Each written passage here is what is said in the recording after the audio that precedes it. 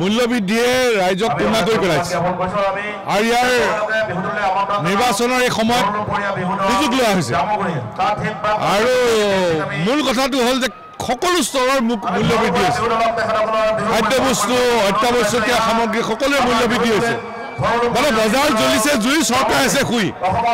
আৰু আমি চৰকাৰক সকীয়াই দিছোঁ যে মূল্যবৃদ্ধি ৰোধ কৰিবৰ কাৰণে ফলপ্ৰসূ ব্যৱস্থা লওক অন্যথা আমি আন্দোলনৰ কাৰ্যসূচী ল'বলৈ বাধ্য হ'ম অসমত টুকুৰা টুকুৰিকৈ কিন্তু আৰম্ভ হৈছে অসম আন্দোলন শেষ হোৱাৰ পিছতে পৰিকল্পিত অৰ্থনৈতিক আন্দোলন আৰম্ভ কৰিব লাগিছিল অসম আন্দোলনৰ সময়ত স্বাৱলম্বিতা আন্দোলন হৈছিল আত্মনিৰ্ভৰশীলতা আন্দোলন হৈছিল সেই চেতনা আহিছিল এটুকে আমি সামূহিকভাৱে আগুৱাই নিব লাগিব এতিয়া টুকুৰা টুকুৰিকৈ গোটেই অসমত আৰম্ভ হৈছে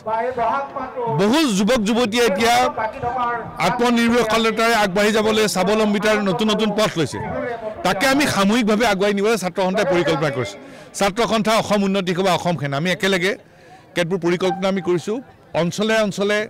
সেই কাম হাতে কামে আমি আগবঢ়াই নিবলৈ বিচাৰিছোঁ বিষয়টো নতুন কিন্তু অতি প্ৰয়োজনীয় বিষয়টো কঠিন কিন্তু অসম্ভৱ নহয় আৰু এই বিষয়ত আমি কৃষক ৰাইজ আমাৰ অৰ্থনীতিবিদ আমাৰ জ্যেষ্ঠ নাগৰিক সকলোৰে পৰা আমি এই দিশত অভিভাৱক বিচাৰিছোঁ বহাগে আৰম্ভ কৰা বছৰটোত যাতে সমগ্ৰ অসমত আমি সামূহিকভাৱে অৰ্থনৈতিক সংগ্ৰাম যাতে আগুৱাই নিব পাৰোঁ ৰাইজক আমি অভিভাৱক বিচাৰিছোঁ এইটো সাংস্কৃতিক আন্দোলন গোটেই অসমত ছাত্ৰ সন্থাৰ সকলো গোটেই হয় বিহুৰ কৰ্মশালা পাতিছে নহয় জনগোষ্ঠীয় নৃত্য লোক সংস্কৃতিৰ কৰ্মশালা পাতিছে বিভিন্ন ঠাইত পাতিছে এতিয়া সদৌ দৰংগীয়া ছাত্ৰ সন্থাই জনগোষ্ঠীয় সমাৰোহ পাতিছে